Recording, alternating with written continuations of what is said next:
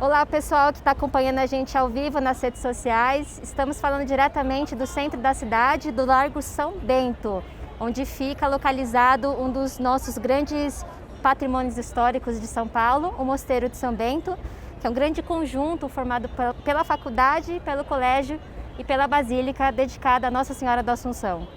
Olá pessoal, meu nome é Denise Kirihara, eu sou guia de turismo. Sejam todos bem-vindos a mais um passeio do Vento Triângulo Virtual, que é um projeto criado pela Secretaria Municipal de Turismo de São Paulo, que em junho de 2019 criou esse projeto Vento Triângulo, que são passeios presenciais a pé, aos finais de semana, de forma gratuita, para visitar alguns pontos dessa região que a gente chama hoje de Triângulo Histórico. O Mosteiro São Bento, ele é uma dessas pontas do Triângulo Histórico, porque a cidade de São Paulo, por mais de 200 anos, desde a época da fundação, ficou concentrada numa região que a gente chama hoje de Triângulo. Então a gente tem o Mosteiro São Bento em uma ponta, o Largo São Francisco e a Igreja do Carmo, naquela época, onde mais ou menos hoje fica a Praça da Sé. Esse era o Triângulo Histórico. Com a chegada da economia cafeeira, a riqueza de São Paulo, a cidade explodiu, mas por muito tempo a cidade ficou concentrada nesse Triângulo Histórico.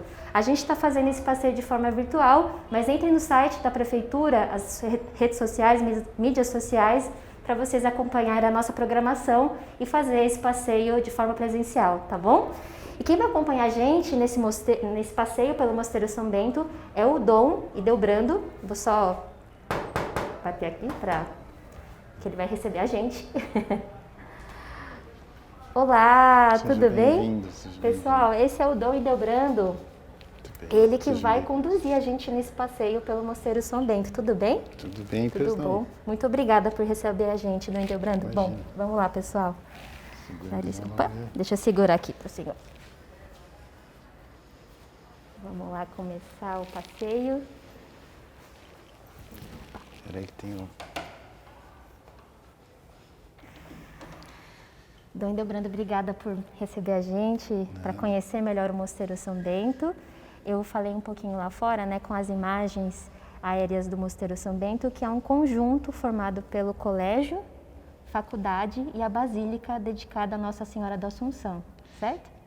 Tem mais especificamente a ala de faculdade e colégio, depois a área que é propriamente o mosteiro e depois a basílica. São 3 instituições. E essa construção, ela é a 4ª construção, né? Isso. Se a gente pensar na chegada dos monges, isso aconteceu bem antes disso.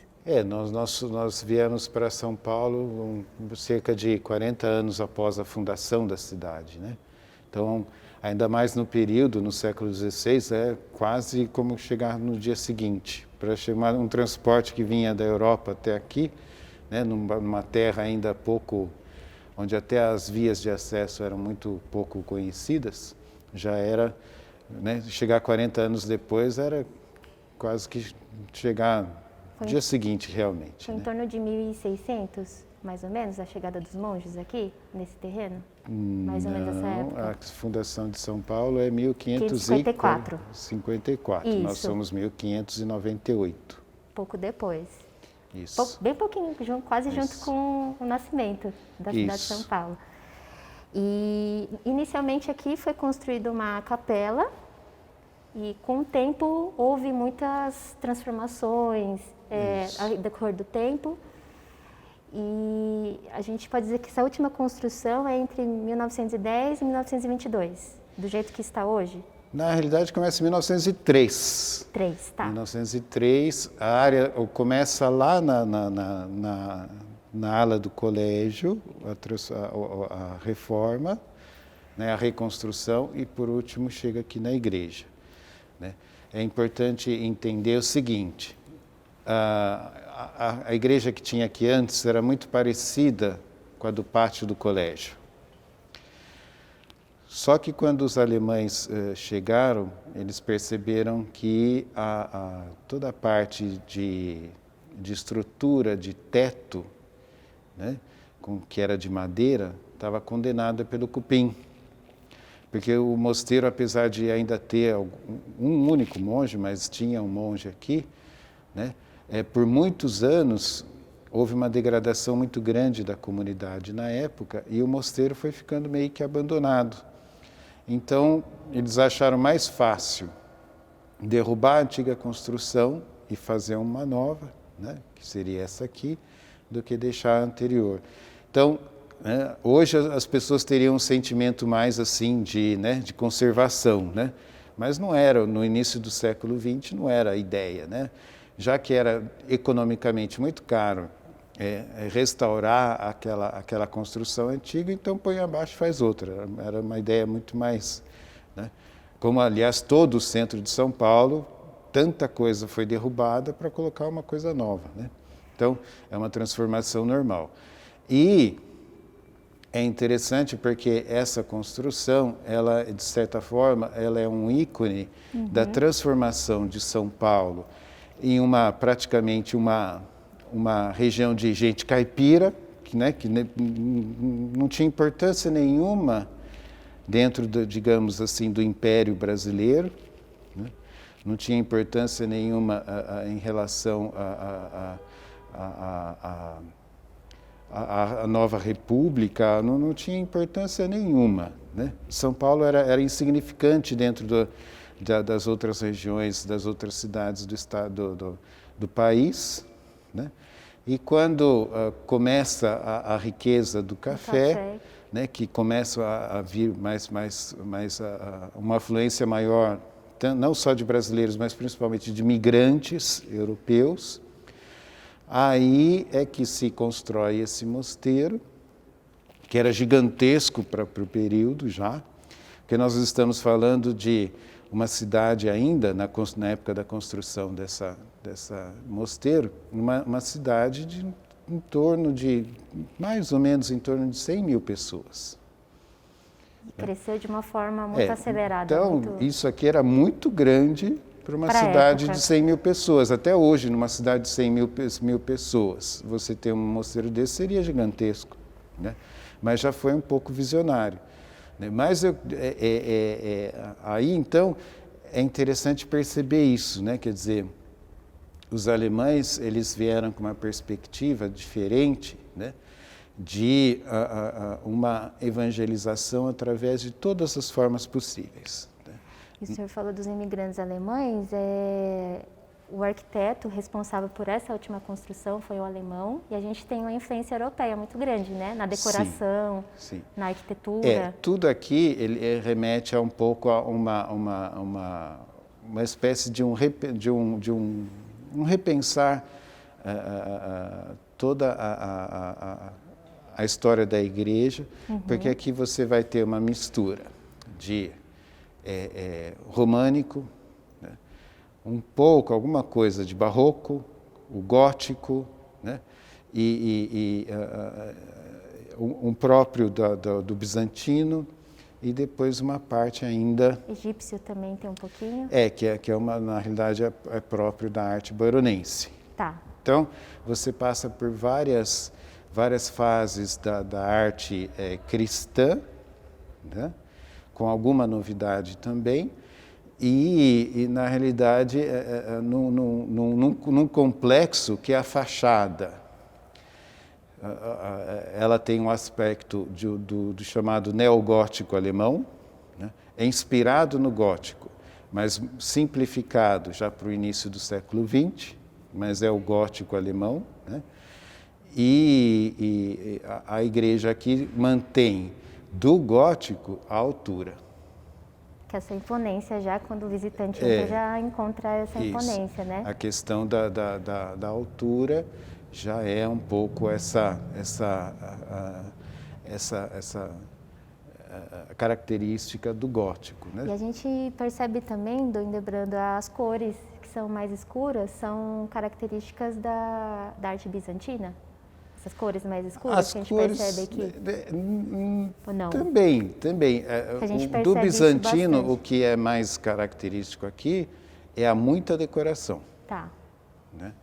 Não tem, se a gente reparar, todas aquelas cruzes pintadas no teto, quer dizer, elas não têm uma função específica, elas são decorativas, elas são típicas do bizantino. Há muita decoração. Detalhes também. Não tem um pedaço da igreja sem algum tipo de pintura decorativa, né? Os tons de marrom ou não fazem parte, mas o mais importante é a decoração, é então. o fato de ser o bizantino decorado, né? Entendi. Essa escola que o senhor mencionou, que é a escola Bayronense, que é uma escola da Alemanha, a principal característica dessa escola é essa integração entre arte e arquitetura? Também. O senhor falaria? Isso? Eu preferia, se possível, aí eu vou mostrando, porque sim, daí você claro. vai percebendo, Tá assim como aquele que vai assistir o vídeo possa perceber, né, o que ele tem que olhar quando ele vier nos visitar, e será muito bem-vindo. Passa né? despercebidos esses detalhes. Então, aqui, logo quando a pessoa entra, ela tem que observar o teto aqui. O teto da entrada. Tem muitos afrescos, murais. Nesse arco aqui. Tá. Né? Então, o que nós vamos ter? As pessoas ficam meio perplexas de ver os símbolos do horóscopo. Sim, nossa. Né? Porque ali em cima você tem realmente, né, os símbolos do horóscopo. Sim. Mas que não é no sentido de horóscopo, porque nós somos, né, pagãos de ficar, né, descobrindo estrelas e achando que as estrelas estão falando alguma coisa para mim. Não. Ali a ideia é que cada símbolo, né, do horóscopo, ele é uma apresentação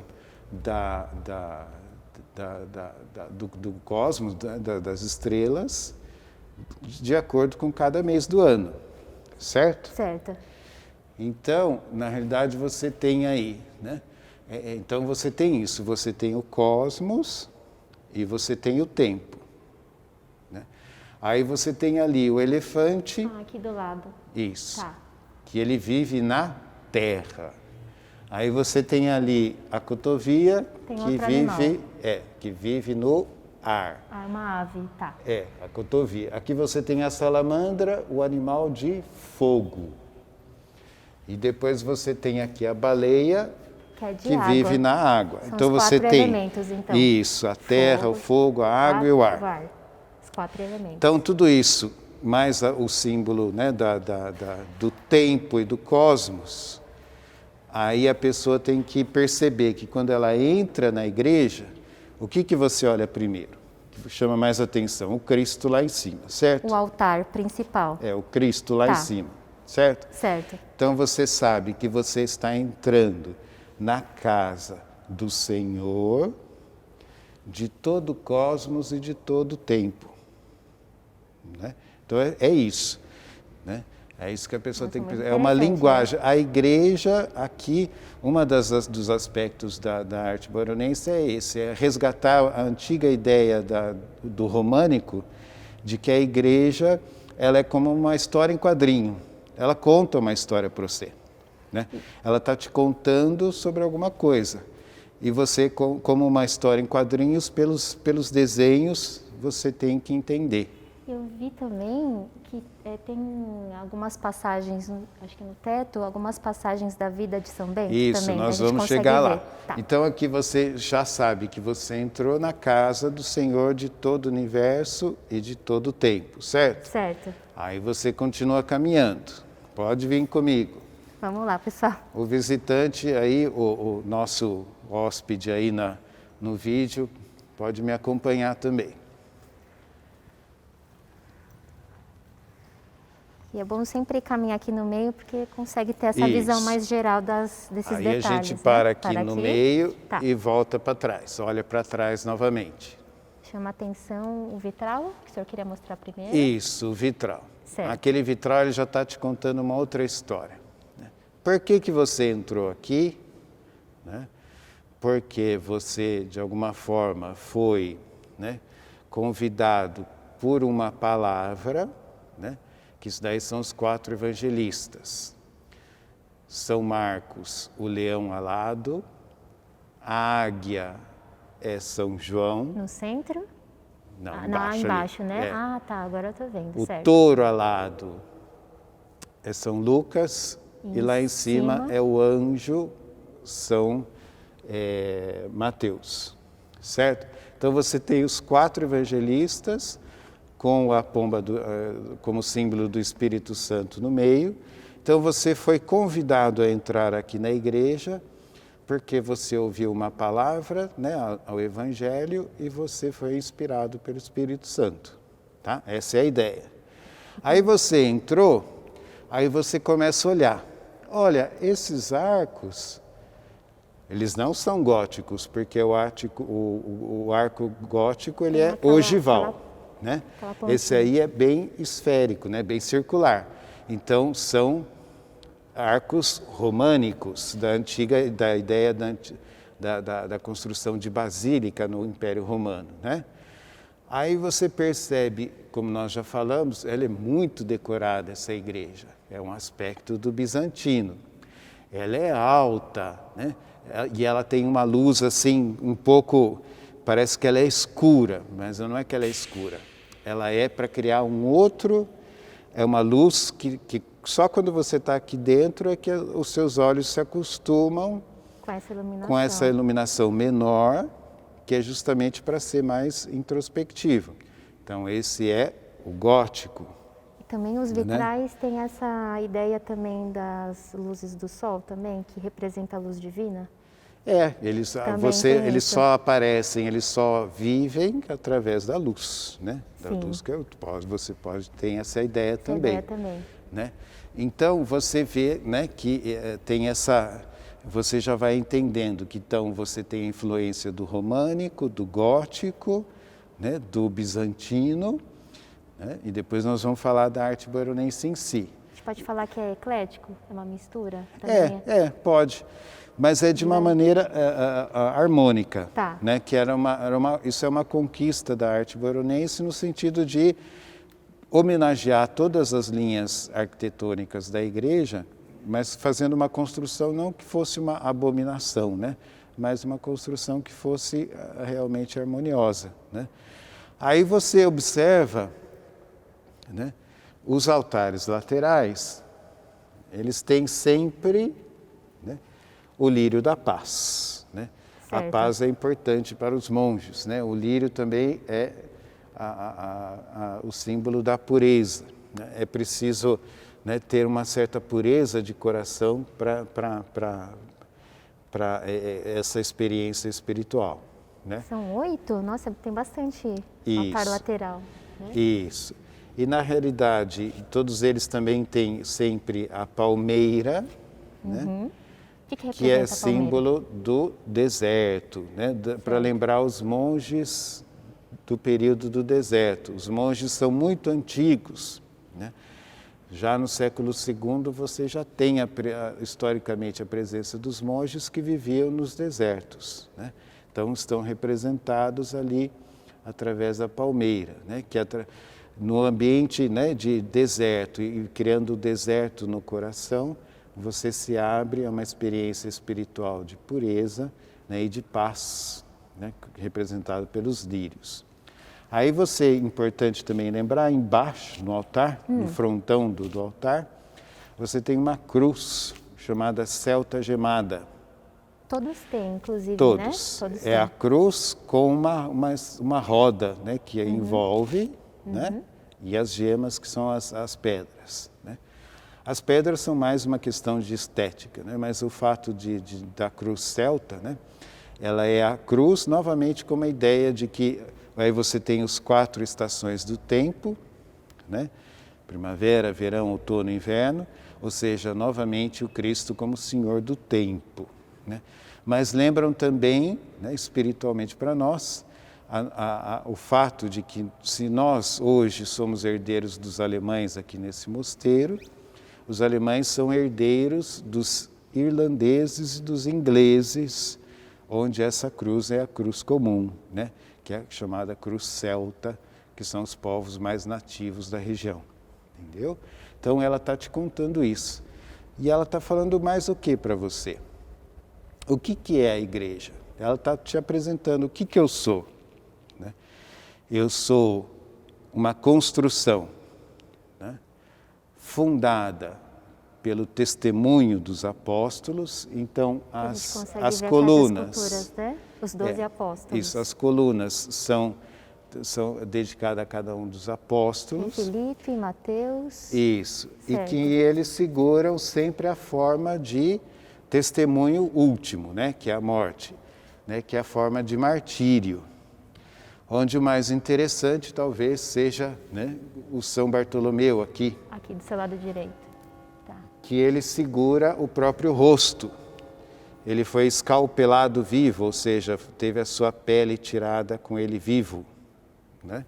Então ele segura o próprio tá com uma rosto. Faca na mão, agora que eu reparei nesse Entendeu? detalhe. Tá. Então esse é o testemunho, é o fundamento da igreja. E como que ela vive, a igreja? Isso não só o senhor fala da ordem beneditina, mas a igreja no geral? No Essa geral, ideia no de geral. igreja no geral. No geral. Tá. Ainda não chegamos No geral, no tá. São Bento, né? Certo. E como ela vive? Ela vive pelos sacramentos. Então ela forma as paredes. Uhum. Que aí você tem, aqui no caso, matrimônio, ali a unção dos enfermos, ali o crisma, ali o batismo, aqui a penitência, né, que seria a confissão. Essas imagens que os anjos estão... São anjos? São Isso. anjos, né? Segurando. Isso, o sacramento da ordem, né? Ou seja, os anjos seguram porque, né, é uma graça de Deus, né? Então, é uma graça enviada. Então, são representados que quem traz isso, digamos, seriam os anjos, né? Então aí você entende, a igreja então é pelo testemunho dos apóstolos, porque eles até morreram por essa verdade, e pela nossa vivência dos sacramentos. Ótimo. Mas para que eu quero viver nessa igreja, né? Porque eu quero chegar lá em cima, eu quero chegar no céu, né? Aqui. Ah, tá. E quem que está lá no céu? Eu como monge, quem que eu vou encontrar lá? Aí que entra o nosso São Bento, né? Então lá em cima aqui você são tem... as passagens da vida dele, então. Isso, lá você vai encontrar, né, um pouco da história, pelo menos 3 passagens essenciais da vida de São Bento, né? Que é a primeira lá, você pode ver que São Bento está jovenzinho, ainda na entrada da igreja, né? Estudante ainda? Estudante em Roma, Tá. ele seria para ser um advogado, né? Então ele está lá em Roma, aí ele se desilude um pouco com aquele estilo de vida, aí ele vai para uma região isolada, né, chamada Subiaco, onde ele vive numa gruta. Parece, né? que ele está sozinho mesmo, né? É a fase mais solitária dele, então. Isso. Ele vive numa gruta, onde Certo. ele é sempre tentado, né? Então tem um demôniozinho ali do lado, mas tem um monge que sempre já corre a ajudá-lo, né? Que está lá, sempre auxiliando a ele, né? Nessa construção espiritual dele. E depois já São Bento, já idoso, né, entregando a sua regra que ele escreveu para o seu mosteiro. E essas figuras? As figuras laterais, isso. são todos monges santos. Ah, né? sim. Que alguns aí se tornaram papas, alguns foram bispos, alguns eram da realeza, né? Então é a família de São Bento, né? E ali do Ildebrandão é São Bento também? Aquela outra... Que aqui já terminou a passagem da Sim. vida dele, então. Ali ainda é a vida de São Bento, né? Mas ali é um encontro entre São Bento e a sua irmã Santa Escolástica, que também fundou o lado feminino da vida monástica, né? Que todo mundo achava que era um pouco lenda, essa história, né? Não é lenda, então? Não, porque caiu na Segunda Guerra Mundial, inclusive os brasileiros participaram disso.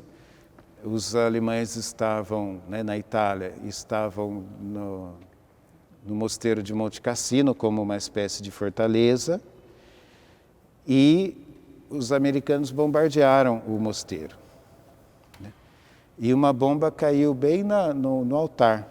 Nossa. Só que não estourou, ela não explodiu, ela só rachou o altar. Tem fotos disso facilmente na internet, o senhor acha. Aí tiveram depois que arrumar, né? Depois que terminou a guerra. Aí eles foram verificar a cripta embaixo. E realmente tem dois esqueletos, um de um homem e um de uma mulher mesmo. e que são da mesma genética. Nossa. Né? Então parecia que era um pouco uma construção meio, né, uma lenda para definir o ramo feminino, né, alguma coisa assim, mas no fundo é verdade. Parece que não é verdade. Então, E esse é um encontro muito importante, porque é um encontro onde depois Santa Escolástica morre. Uhum. E ele tem essa visão do mundo inteiro, né, sendo acolhido por uma luz, que seria o Cristo. Né? Sobre esse piso, tem algum significado, esses símbolos? Não, eles são uma ideia de um tapete mesmo, de um tapete... tá. É decorativo, como se fosse um tapete, é decorativo. Não é propriamente, não tem um significado nem religioso, nem artístico, é uma decoração, né? Como se fosse um tapete. Isso, cobrindo um tapete aqui. mesmo. Tá bom. Aliás, é uma bobagem as noivas que às vezes querem casar aqui e resolvem colocar um tapete aqui, porque já tem um tapete aqui para elas entrarem, né? Bom, continuando falando do chão, do solo, outro detalhe que a gente vê aqui que tem um personagem da nossa história bem importante, os restos mortais dele estão aqui na cripta. Isso. Né? A gente consegue ver aqui. Na realidade, Fernão Dias, ele está enterrado aqui, né, junto com a esposa, mas não é propriamente uma cripta. Tá. Né? É só uma área assim de uma espécie de uma caixa, de um grande caixa de cimento, onde estão como é que fala? Em caixas de metal as ossadas, né?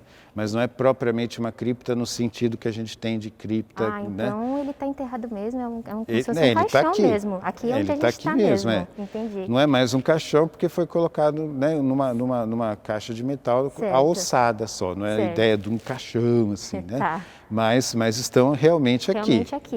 E Fernão Dias, ele foi importante, né, Dom, para financiar uma parte da construção É um pouco período. aquela ideia, né, porque Fernão Dias, como sendo um desbravador, tudo bem, um desbravador, né, do nosso oeste aqui de São Paulo, indo em direção a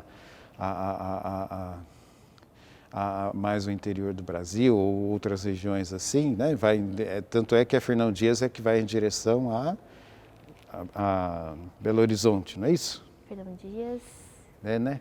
Então, é o caminho que faz, né? Então, porque ele foi desbravando essa região mais para o interior do Brasil, buscando sempre riqueza. Né? Então, não é que era um homem, digamos assim, podia ser um homem de fé, mas dentro do período também era um homem, né, que tinha era meio rígido, né, meio, né, tinha seus erros também, né? É conhecido como caçador de esmeraldas também, né? Então ele pediu, né? Ele enriqueceu-se muito, né? Acabou tendo sucesso nas suas jornadas. E ele na realidade ele construiu para nós o antigo mosteiro, né? Esse mosteiro que teve que ser derrubado por causa do cupim, né? E em troca era muito comum, né? Ele pagou pela construção, mas queria ser enterrado, né? A gente pode achar meio estranho, mas é muito mais comum ainda, por exemplo, no mundo anglicano, onde a igreja parece até um cemitério. Ela mesma é um cemitério de tantas tumbas que tem, né? Enterradas, né? Então, nós temos aqui um personagem, né, que foi importante para construção do território brasileiro e para a descoberta das riquezas do Brasil, mas ele quis descansar aqui em São Paulo e ficou aqui. Está bem aqui. Né? E, Dom, vendo alguns detalhes aqui, lá no meio é a Nossa Senhora da Assunção. Então, aqui você tem a divisão, né? Só para terminar então. Aqui é a nave da igreja. Certo. Aqui é onde ficam os fiéis. Aqui existe esse arco que chama Arco Triunfal, que separa o presbitério da nave onde ficam os fiéis. Né? Nesse presbitério que não está relacionado aos monges, mas está relacionado ao altar. É um lugar mais, digamos assim, mais santo porque o Cristo está lá, não é isso? Mais sagrado. Isso. Certo. Então, aqui fica São Pedro, que tem as chaves, né?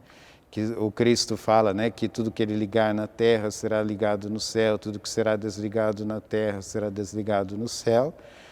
A chave prata é tudo que ele liga e desliga na terra, né? A ideia é essa a ideia. E a chave dourada é tudo que ele liga e desliga no céu. Certo. Né? E São Paulo, que é o grande intérprete, né?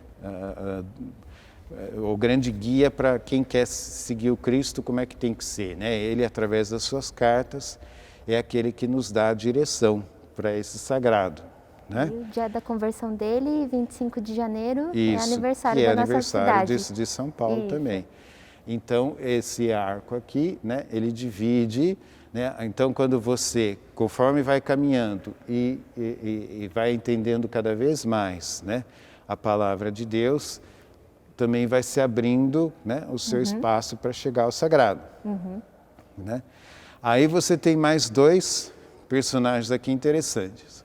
São João Evangelista, ele fica na porta da Capela do Santíssimo, porque diz o texto que quando da ressurreição do Cristo, Pedro entrou para ter certeza de que o corpo não estava lá dentro na tumba. São João ficou fora porque ele já entendeu, né? Então aqui ele não precisa entrar, ele só fica Na porta. na porta. Tá. E ali o nosso simpático, né, que fica olhando o Santíssimo o dia inteiro, é aquele que só acredita vendo, São Tomé.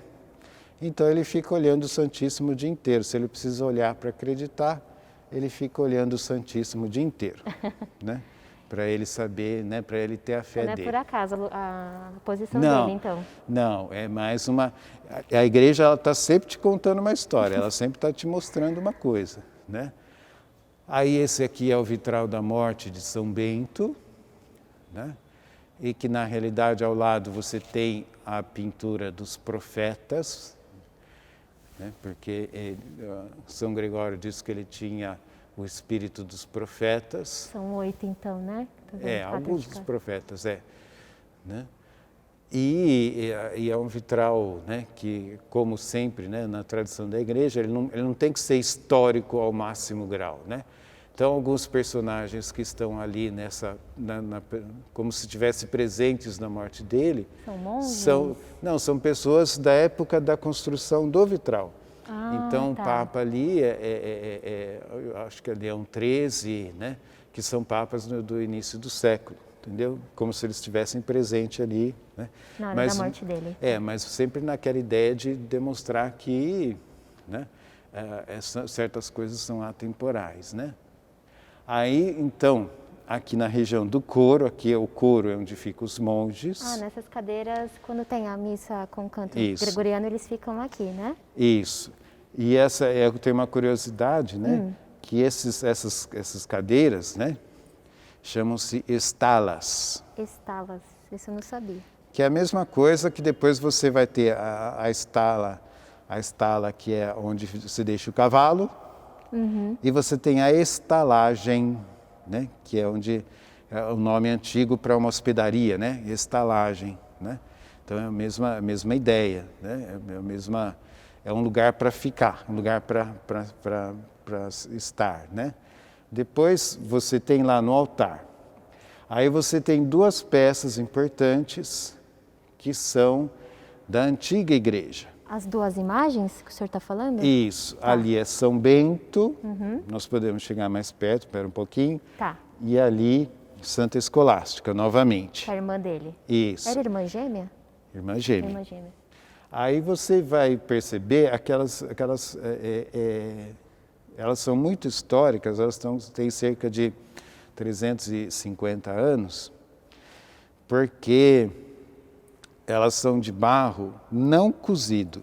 São Paulo era tão pobre, mas tão pobre, né, que não tinha nem um forno, assim, né, não tinha condições de fazer o cozimento do barro para ele ficar um pouco mais... Então aquilo lá é barro, assim, é como pegar o barro e deixar secar e pronto.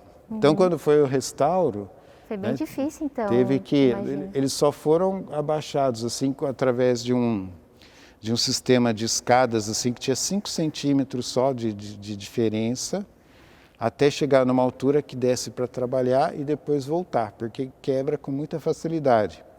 E tudo aquilo que vocês estão vendo ali de ouro, aquela pintura altar, toda na roupa, isso é tudo já bem posterior, porque a imagem era bem barro, porque era muito pobre, era muita pobreza realmente aqui. Então essas imagens, assim, a gente pode dizer que são as peças mais antigas do mosteiro ou não? Ou uma das mais antigas, essas duas imagens? Acho que junto com a Nossa Senhora ali, Nossa Senhora da Conceição aqui do lado aqui, mas com certeza essas são um pouco mais antigas. Tá. Aí você tem ali já, né? Aí quem é a padroeira dessa igreja, Nossa Senhora da Assunção, lá no então centro. estão lá, né? O vitral que fica lá no fundo e ao lado a homenagem já nossa, né? Às mulheres do Antigo Testamento, as mulheres do Antigo Testamento que prefiguram Maria. Então tem Sara, tem Judite, tem Raquel, tem Esther, todas as mulheres do Antigo Testamento que de alguma forma, né, salvaram o povo, como Maria vai salvar o povo através do nascimento do Cristo. Importante o senhor dizer isso, porque eu conheço muitas pessoas, até turistas, né, quando a gente fala aqui da Basílica de Nossa Senhora da Assunção, que muitas pessoas acham que o padroeiro é o São Bento. Mas não, a padroeira é a Nossa Senhora da Assunção. A gente chama normalmente de Igreja de São Bento, né? Isso, exatamente. Mas na realidade a igreja é dedicada, é Nossa Senhora da Assunção, é Basílica de Nossa Senhora da Assunção. Isso, assim, é o mosteiro de São Bento que tem a Basílica Nossa Senhora da Assunção. Certo.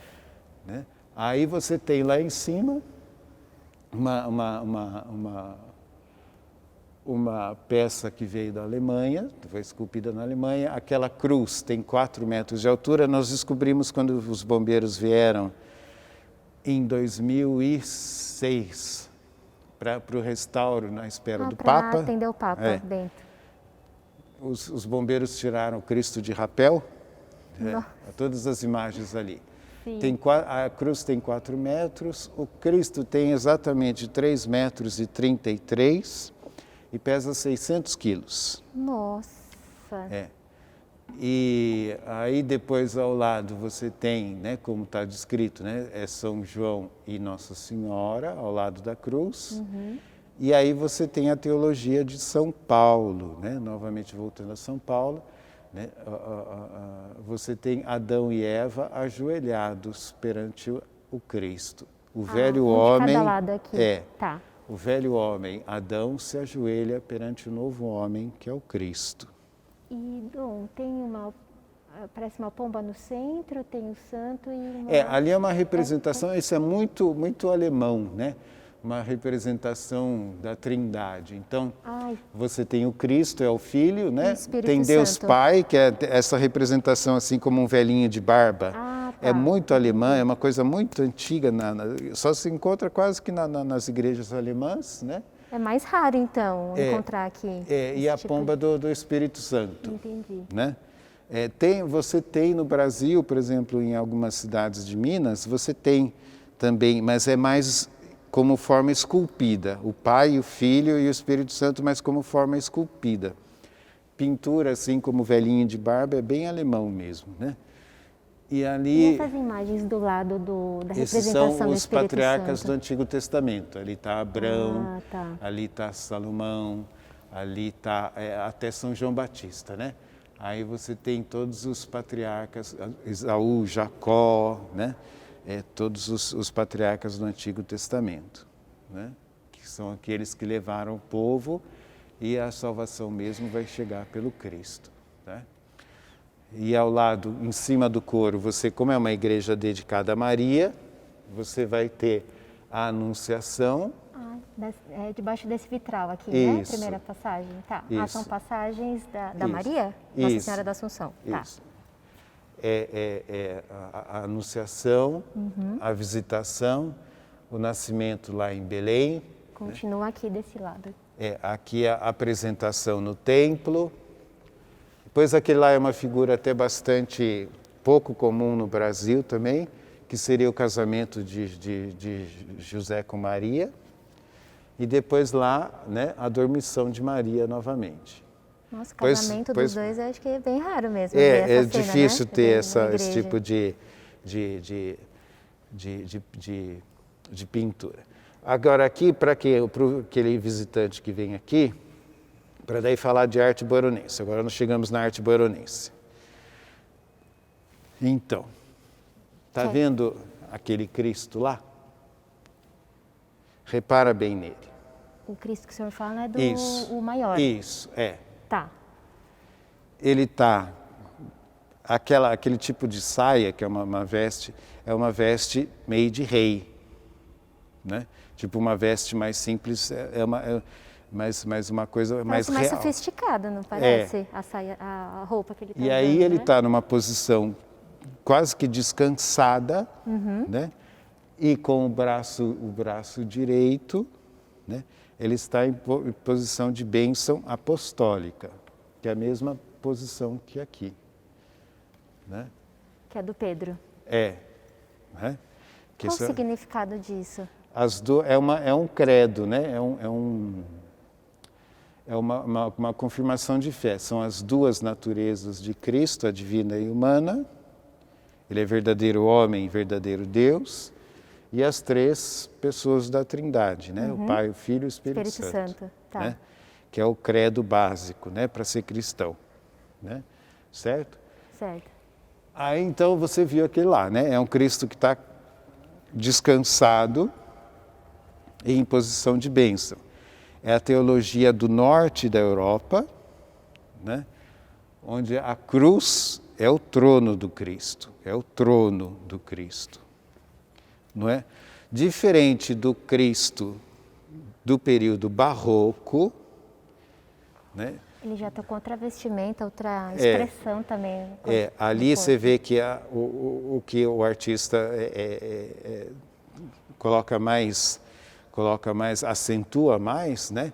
É o sofrimento físico, né? Dá para sentir a dor muito mesmo. sangue, né? Ele está todo retorcido, né? Ele tá extremamente assim magro, né? Uma coisa realmente de sofrimento. Para causar essa dor mesmo, sofrimento, entendi. Isso é porque é a teologia mais do mundo da Europa mediterrânea, né? Porque isso aqui é um Cristo espanhol, né?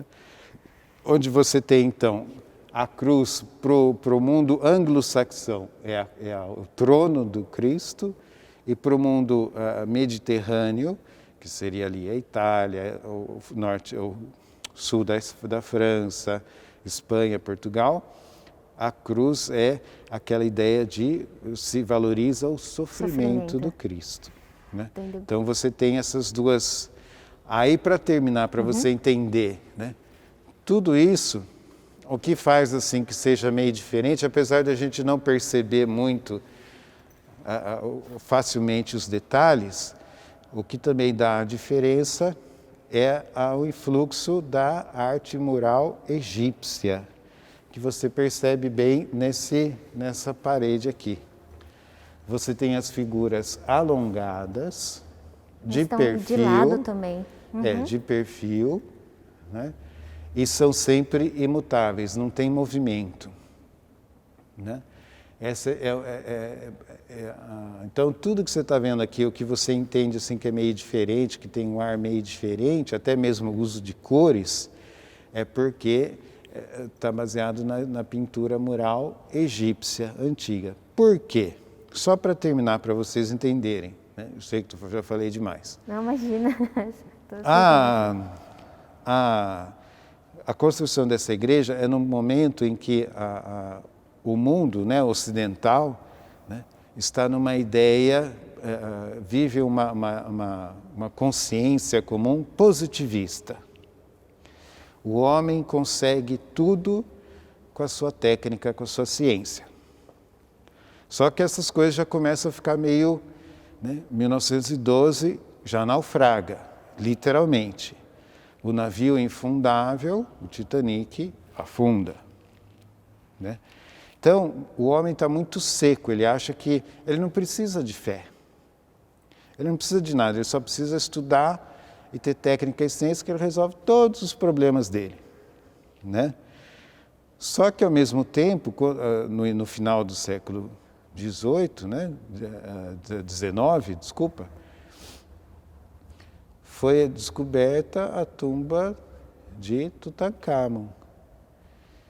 E ali, realmente, o homem teve o mundo europeu, né, ficou extasiado de perceber, né, a ideia de imortalidade, a importância que se dava à ideia de imortalidade. Existia já também o livro dos mortos. Então, aquela ideia de que, né, de certa forma, Tutancâmon não estava errado, porque ele ia renascer, iam descobri-lo novamente, iam saber da vida dele, tanto como se ele estivesse vivendo aqui agora, né? Então, recriou a ideia de um interesse pela vida espiritual, né? Então, aproveitando isso, a igreja é cristã, né? Mas ela fez uso de alguns aspectos. Essa é a típica arte boronense. Fez uso de alguns aspectos que, digamos assim, são uma inspiração do Egito Antigo, né? Porque dá essa ideia assim, de realmente a busca do homem sempre pelo eterno. Não adianta só ele ter técnica e ciência. Ele precisa do eterno, né? Isso é o que o move a fazer as coisas aqui, né? Saber que ele vai morrer e que ele vai ressuscitar. Então ele precisa saber, ele precisa deixar a sua marca aqui, né? Então essa é a ideia da arte boronense como um todo. Não só na pintura, como na própria arquitetura, como se você quiser, todos os metais, né, esses onde tem as velas, os metais, né? Tudo tem um pouco essa influência e esse design, né? É muito interessante. Falando de design de metais, terminando, juro que eu não vou me perturbar mais, existe duas curiosidades que é só para conhecer, para saber, né? Os sinos aqui são um conjunto de 6 sinos, nas 2 torres. E fica 4 de um lado e 2 de outro, porque de um lado fica um que é mais, a grosso modo, tá? 1, 2, 3 e 4 toneladas. Né? E do outro lado fica um de 5 e de 6 toneladas. Então, para a estrutura aguentar, foi repartido. Esses sinos foram encomendados, eram para chegar junto com o término da igreja em 1912. Né? Deviam chegar aqui em 1912. Mas já houve uma dificuldade, né, em relação à falta de dinheiro, porque nós estamos quase às beiras da Primeira Guerra Mundial. Né? Então, demorou para realmente poder pagar para fazer esses sinos na Alemanha. E depois de feitos, já durante a guerra, aí o governo alemão queria derreter os sinos para a produção de armas. Aí teve que a igreja, o cardeal na época de Munique, teve que interferir dizendo que aquilo já estava pago, aquilo era do Brasil, não era mais alemão. Então aí não derreteram. Aí quando acabou a guerra, os sinos vieram para o Brasil para serem instalados. Então, para quem é estudioso de fundição, desse período da Alemanha, dos primeiros 20 anos do século XX, né, o alemão ele tem que vir aqui para ver os nossos sinos. Que é bem porque raro, os sinos então, né? da Alemanha, apesar fora das igrejas históricas na Alemanha, os sinos da Alemanha foram todos derretidos para fazer arma. Nossa. Né? Dom Brando, eu queria agradecer muito o senhor.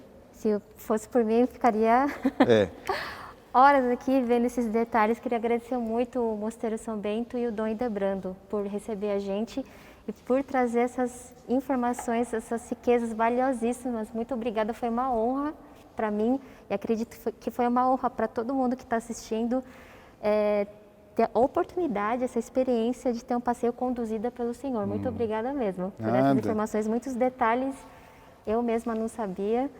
Então, muito obrigada por essas informações. Imagina. E fica o convite, pessoal, para vocês voltarem para o Mosteiro São Bento, conhecer, assistir uma missa com canto gregoriano, que também é uma outra experiência que eles oferecem, e também visitar a lojinha, a Padaria São Bento também, que os monges com muito carinho produzem pães, bolos, geleias caseiras, que é uma delícia. E também é uma lembrança, né, para todos vocês levarem para casa. Bom, queria agradecer mais uma vez a presença de todos vocês em mais um passeio do Vento Triângulo Virtual.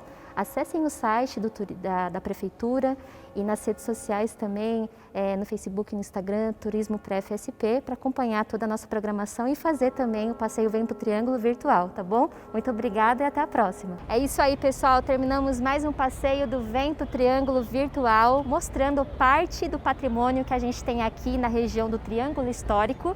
Fiquem ligados nas mídias sociais, no site da Prefeitura e no Instagram, no Facebook, Turismo Pré-FSP, para acompanhar toda a nossa programação, e eu vejo vocês na próxima. Até lá!